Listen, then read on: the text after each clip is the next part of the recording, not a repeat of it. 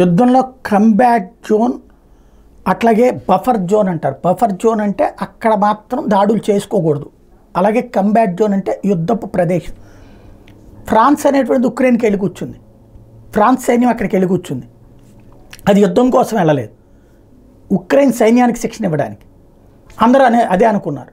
కానీ ఇప్పుడు తాజాగా బయటపడినటువంటి అంశం ఏంటంటే అది శిక్షణ పేరుతో ఎక్కడిస్తోంది? కంబ్యాట్ జోన్లో, అంటే యుద్ధం జరిగే ప్రదేశంలో, సరిహద్దు ప్రదేశంలో.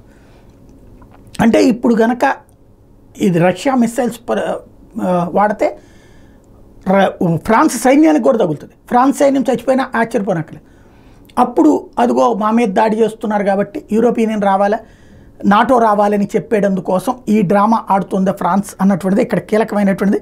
France has reportedly deployed troops in war torn Ukraine as Russia makes advances. Former US Deputy Defense Secretary Stephen Brain made this big claim in an Asia Times article. He said French troops have been deployed to support Kyiv's 54th Independent Mechanized Brigade. As per the report, 100 French Foreign Legion soldiers are deployed in the city of Slayersk. The French soldiers have reportedly been drawn from the 3rd Infantry Regiment. ఇది 3rd Infantry Regiment నుంచి French సైన్యం వెళ్ళి ప్రస్తుతం ఉక్రెయిన్లో ఉంది.